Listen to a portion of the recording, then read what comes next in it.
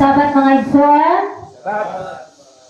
So dalay gud kay Ginoo mga igsoon tungod kay sa iyang kaayo nga abi na ako dili ko makasabado diri sa inyong lugar mga igsoon tungod kay ang church sa atong mga kaigsuonan sa Davao ila kong gipugnan nga mouli diri kay na sila fellowship dito.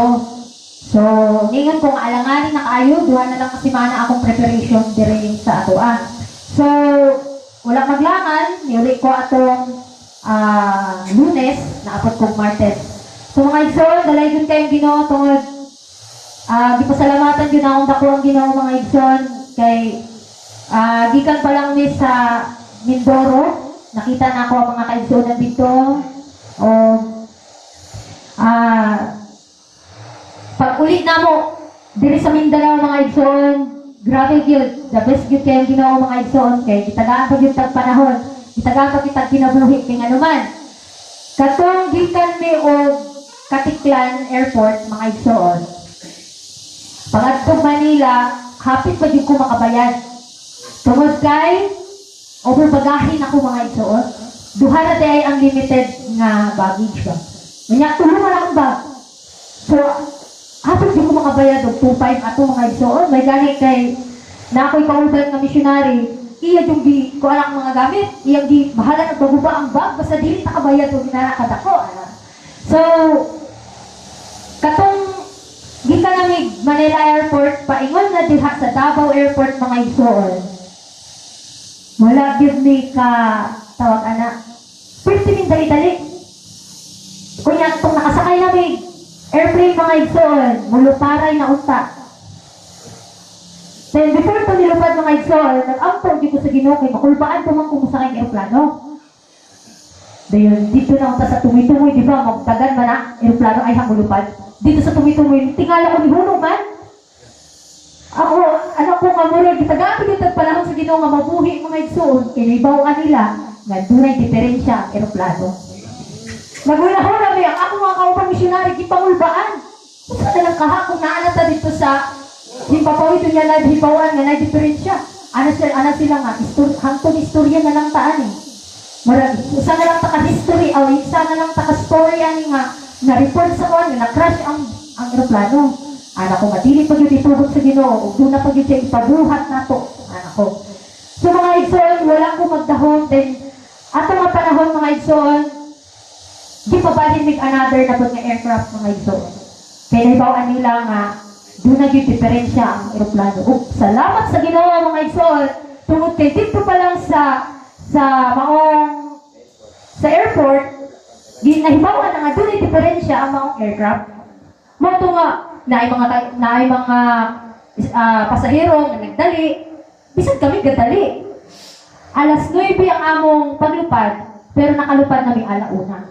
Tungod sa maong pangitabo. Dunay dako kayo nga lesson mga igsoon, usahay mo kayong usahay na delay bitaw. Ang Ginoo bugay kayo mo tubag sa itong pag-angkok, pero dunay the best nga tubag sa maong delay. Moto nga, dapat yung mga pasahero nga nagreklamo, dugay na kayo mo lupad.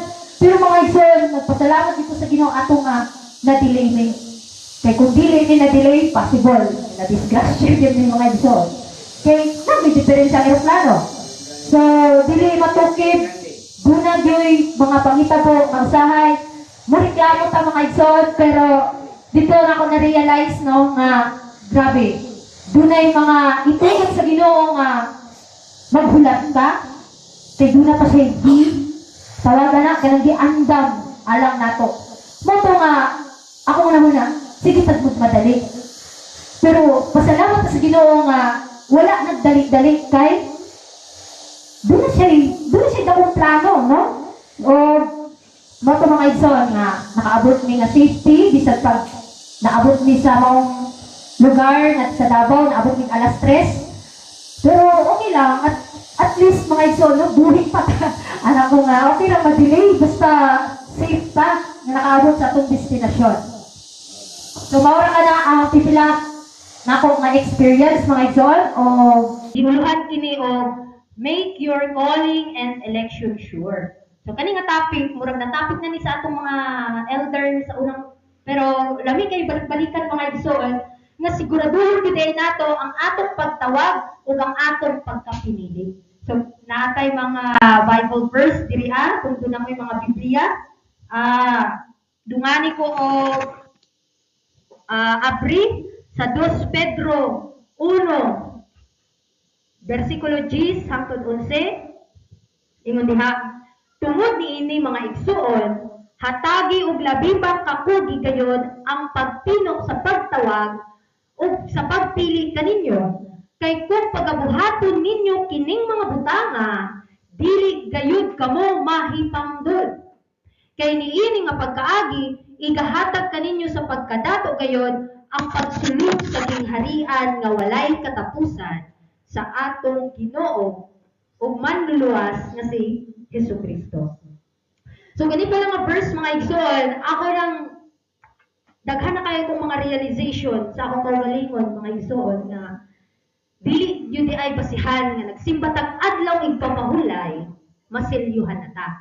Kay ang gusto sa Ginoo dili lang kay dili ta mo buhat og daotan, kundi dahil sa ato pong personal nga pakigrelasyon sa Ginoo. Mga ingon diha, tungod niini mga igsuon, hatagi og dakong pagtagad, hatagi og labi pang kakugi gayud ang pagtino sa imong pagtawag ug sa imong pagkapinili.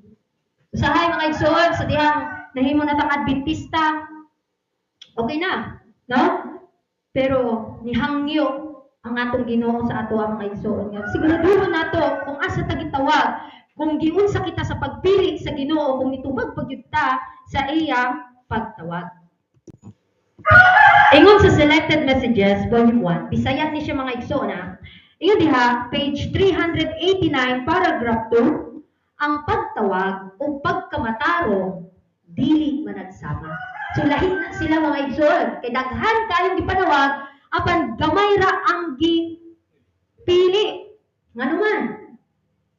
Tungod kay gamay ra pud ang nitubag sa maong pagtawag.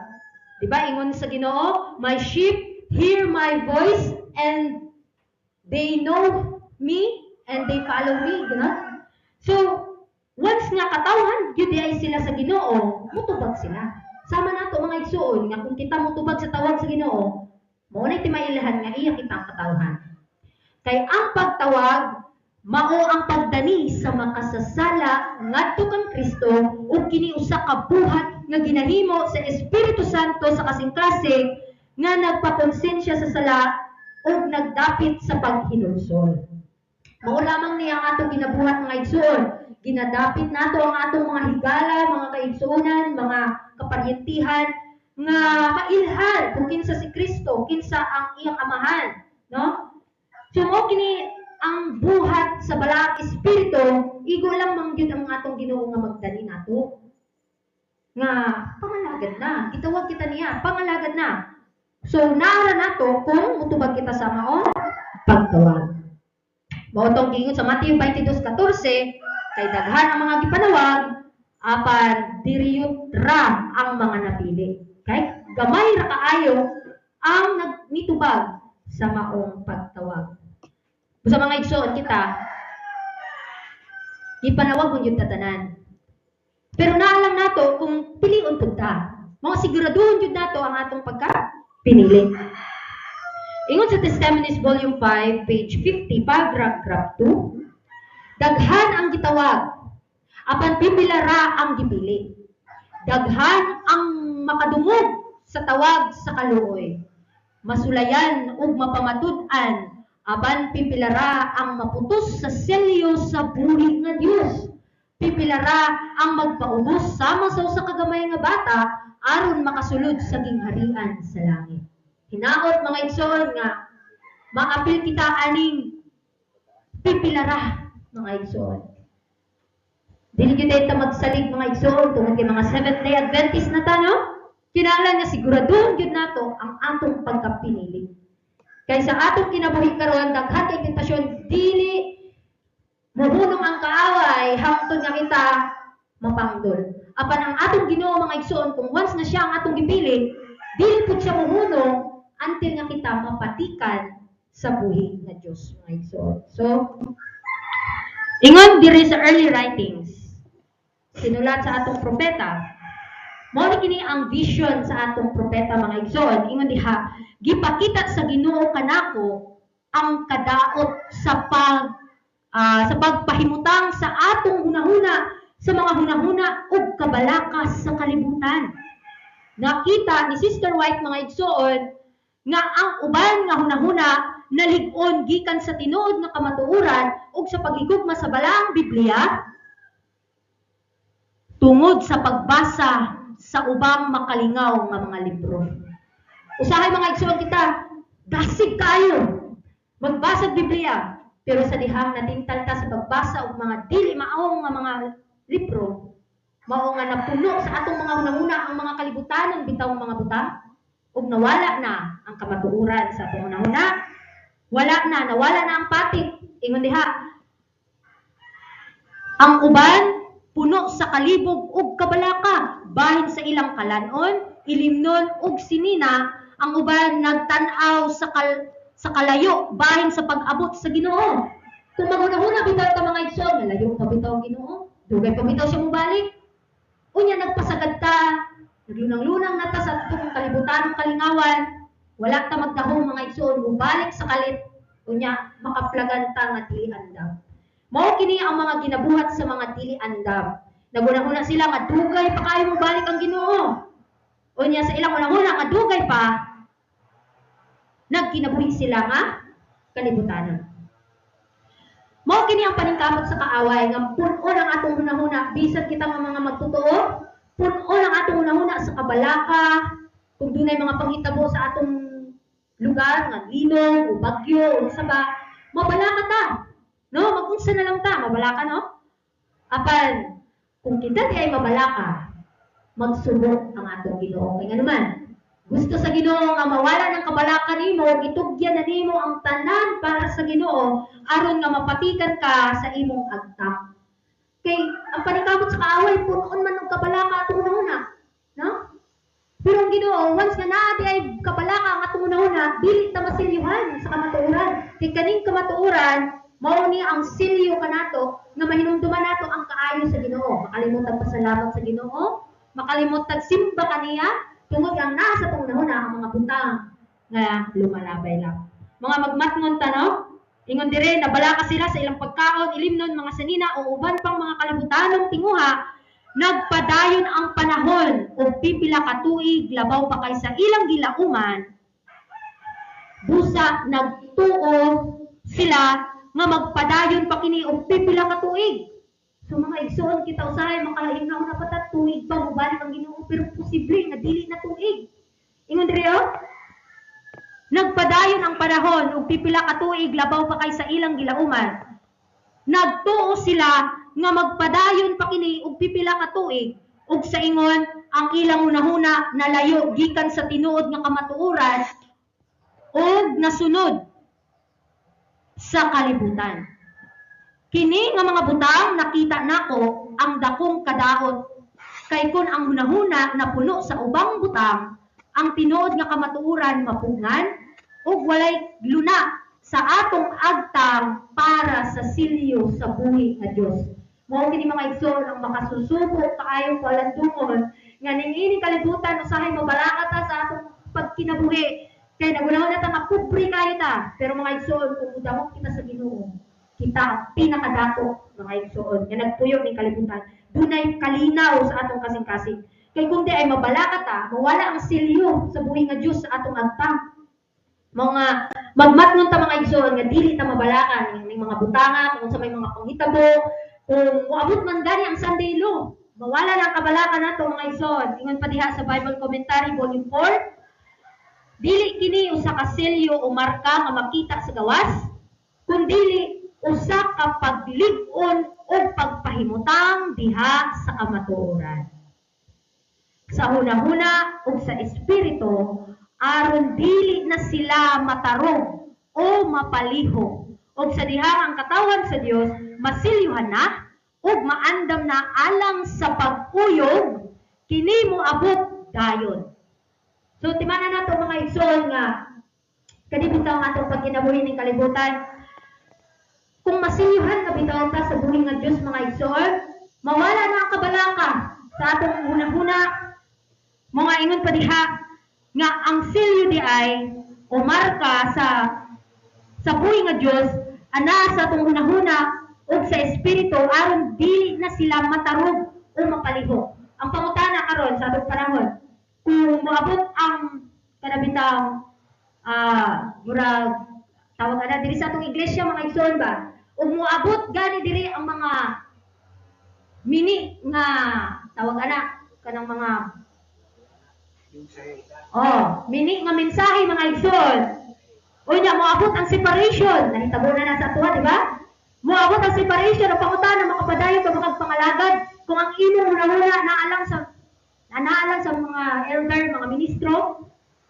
So murag mawad na kagpaglaom mga lagad mga igsoon kay nagtan-aw man ka sa imong isig katawo. Ingon pa diri nga kini moabot dayon sapagkat tinuod nagsugod na kini ang mga paghukom sa Dios ana karon ibabaw sa yuta aron sa pagpasidaan kanato aron mahibalo kita kung unsay umaabot. So kitang tanan gipasidaan.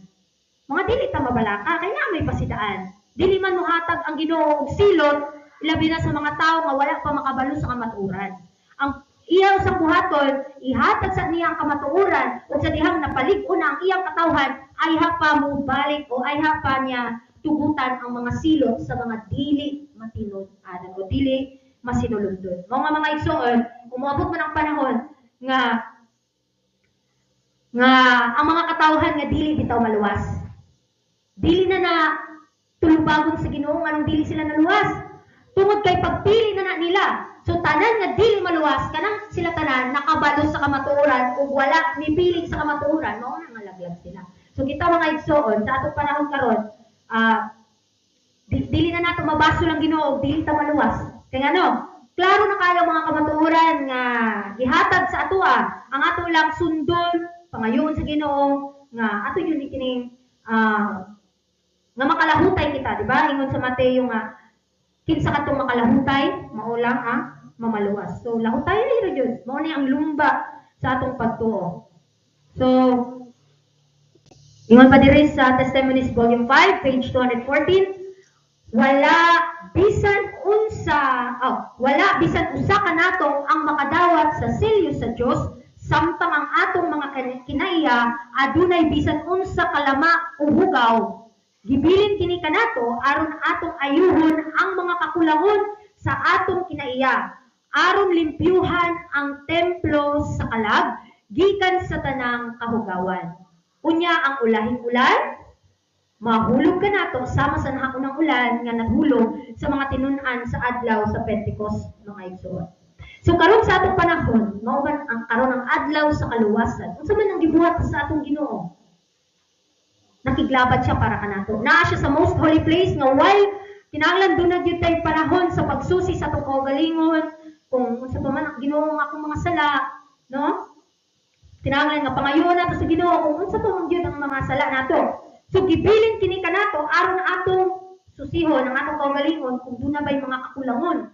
Ilabi na mga sa atong kinaiya kung taas pagyapon kita karbo, kung masinahon pa kita o ang mga dulumtanan nga kinaiya no sa atong personal no kung duna kitay relasyon sa Ginoo hinahinay iya kanang pagawagtangon ug pulihan ka kinaiya nga sama ni Kristo. Ug unya mabubuhan na kita sa ulahing ulan nga mao ang balang espiritu nga maandam sa dakong adlaw sa kasamo mga igsoon. So ingon diri sa Sons and Daughters of God page 99, sa dihang ang kalag na limpyuhan na, no?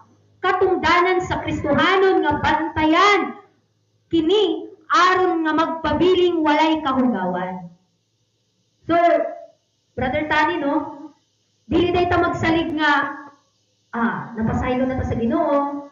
Kinahanglan gyud ta magbantay nga basin unyag mahugawan. Gikan na ta naligo unya nailapok kinahanglan magbantay ta nga dili mahugawan ang atong sapot mga igsoon.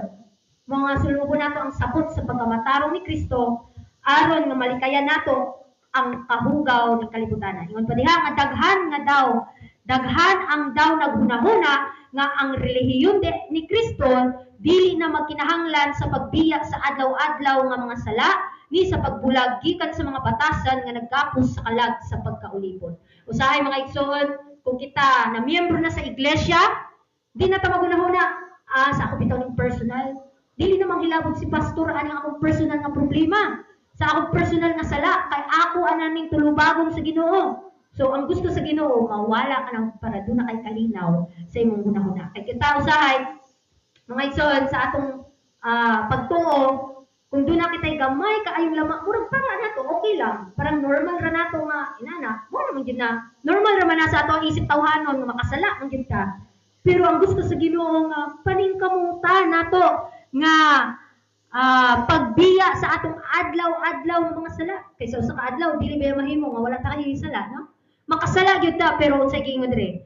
Kinahanglan sa pagbiya.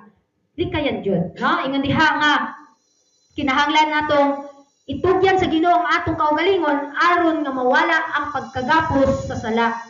Ug siya lamang ang makahimo ini. Ingon ba sa Christ of the Glason? Ani timanin nato ni mga igsoon, no? Ingon dira dawaton lamang sa Dios kadtong mga determinado nga magtinguha sa hataas nga sukdanan, ibutang niya ang matag tawo ubos sa obligasyon nga buhaton ang iyang labing maayo. Ang moral nga kahimpitan gikinahanglan gikan sa tanan. So, in short, ang gusto sa Ginoo nga dawaton niya kadto lamang determinado. Katubang interesado sa kaluwasan. Ipasabot interesado nga mubiya sa sala ug mubalik sa Ginoo kay mao kini ang sukdanan sa pagkamatarong. Kini bitaw karakter sa Ginoo kinahanglan nga ato nang ma-apply sa atong kinabuhi. Ingon pa dire sa 2 Pedro 3:14, tungod niini mga hinigugma kay nagpaabot man kamo niining mga butanga maninguha kamo sa kakugi gayon. Take note sa word nga kakugi mga igsoon. Dunay kakugi nga atong pagabuhaton nga makakaplag kamo diha sa pakigdait sa walay mansa o walay ikasaway sa iyang atubangan. So dili day pasabot mga igsoon nga ang tinuod nga relihiyon, dili ka nang gitawag na kita Seventh-day Adventist. Kaya ang tinuod nga relihiyon kung ang karakter day ni Kristo anaan sa atong kasing-kasing kanabitang naan sa atong personal nga pagkinabuhi. Usahay mga igsoon na doon na paman yun ay kapakyasan. Pero kung pangayon na na sa Ginoo mga igsoon, wala na joy, wala kanang muntahon niyang tanang baba. As long as nga willing ka nga magpagamit o willing ka nga wag tawo ng tanang kalapasan nimo sa imong kaugalingon. Ingon pa rin nga sa Signs of the Times, February 9, 1891, paragraph 1, ang mga bulahan o balaan lamang ang mahimong andam alang sa unang pagkabanhaw. Kay sa pag-abot ni Kristo, dili na niya usbon ang kinaiya.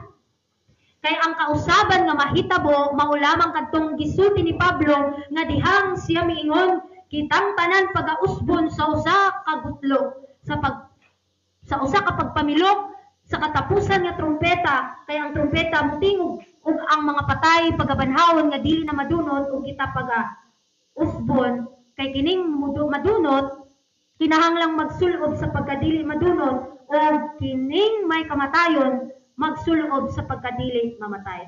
So timanan nato mga igsoon ang pag-usbon lamang sa pagbalik sa Ginoo kining atong lawas nga doon na pa'y kamatayon. Pero ang kinaiya mao na kani gitawag og lifetime process mga igsoon. Lisod kaayo magtukod og kinaiya mo magtagaan kita panahon sa Ginoo nga tawag ana kada bang hatagan kita niyang panahon sa pag-usab sa pag-practice sa mga kinaiya nga langit nun mga igsoon. Kay ang pulong sa Dios nag-ingon nga kinahanglang hikaplagan kita nga walay sala, walay lama, o lukot, o bisan unsa nga sama niini. Makahimo pa ta ani mga igsoon.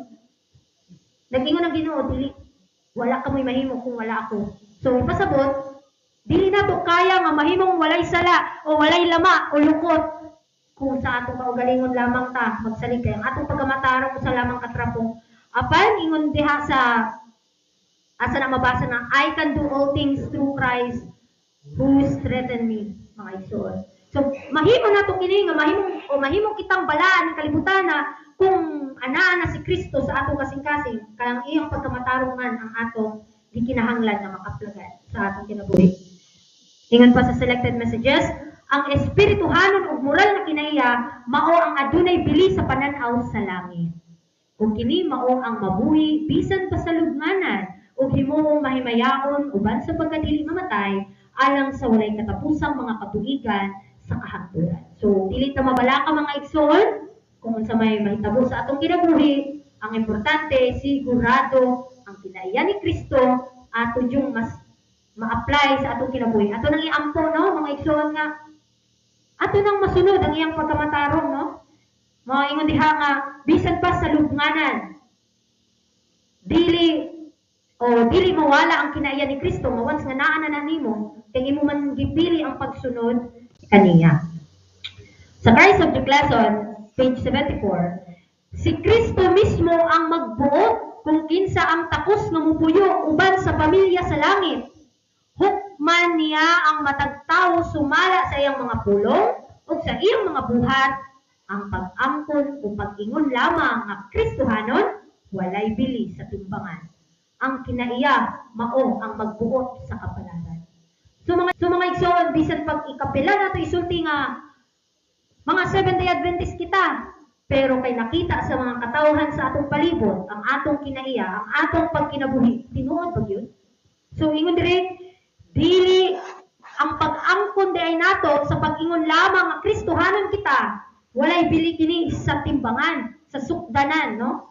Kinahanglan nga makita gyud sa kinaiya kay mao man ang magbuot sa atong kapalaran.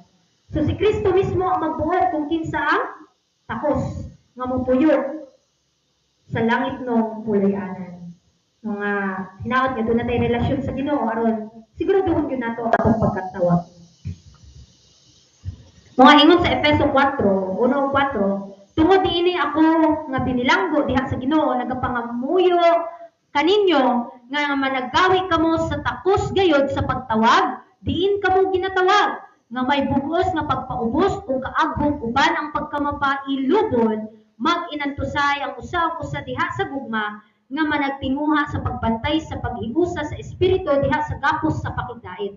May usa ka lawas o usa ka espiritu, ingon man usab ang gipanawag kamo sa usa-usab kapag laom sa pagtawag kaninyo. So siguraduhon nato ato pagka tinawag.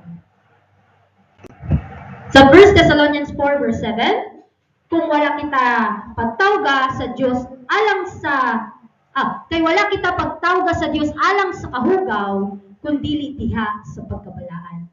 Mao kini ang kabubuton sa Ginoo ingon diha nga this is the will of God, even our sanctification, mga igsoon, atong pagkabalaan.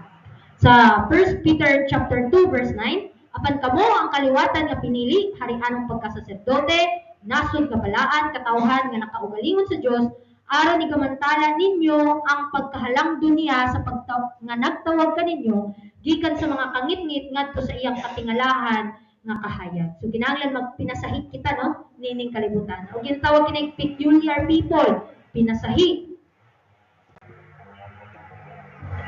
Ingon sa 1 Peter chapter 1 verse 3-4, dalayigon ang Dios sa amahan sa atong Ginoong Jesucristo nga sumala sa iyang dakong kaluoy kita gipangkatawo pag-usab ngadto sa buhing paglaom pinaagi sa pagkabanhaw ni Jesucristo gikan sa mga patay ngadto sa usa ka kabilin nga dili madunoton og walay buling o dili mulubad nga gitagana didto sa langit alang kaninyo.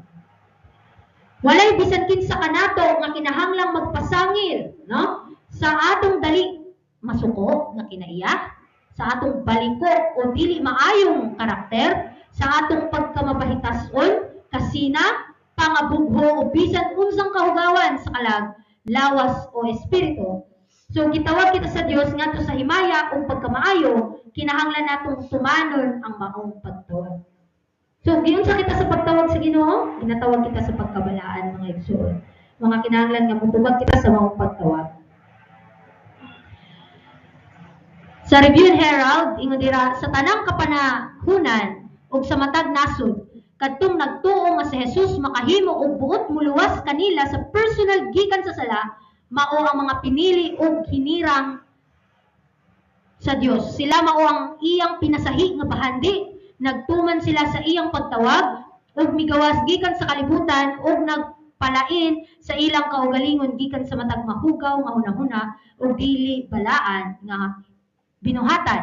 Ang Ginoo sa mahigumaong paagi nagpadayag sa atong pagsabot pinaagi sa balaang espiritu sa daghang bililhon nga kamatuoran ug kinahanglan kitang mutubag niini pinaagi sa katubang nga mga buhat sa pagka Diosnon o debosyon nga nagkauyon sa labaw pa nga mga pribileyo o mga kaayuhan nga gihatag kanato. Ang Ginoo naghulat nga magmaluluyon sa iyang katawhan aron ihatag kanila ang mas dako nga kahibalo mahitungod sa iyang pagkaamahan sa iyang kaayo, kaluoy ug gugma.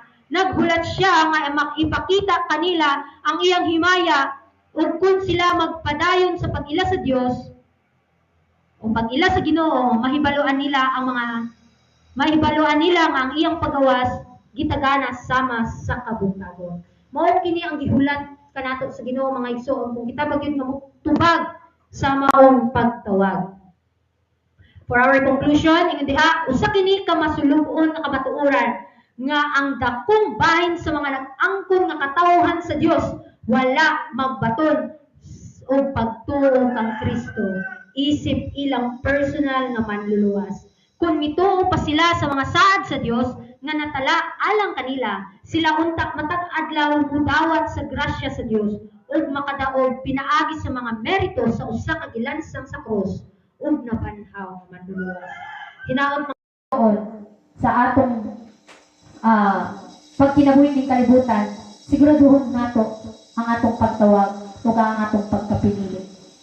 Aron nga dili lamang sa atong istorya kita nga mahimong Kristohanon, kundi sa matag kinaiya nga atong igapakita sa matag adlaw natong pagkinabuhi.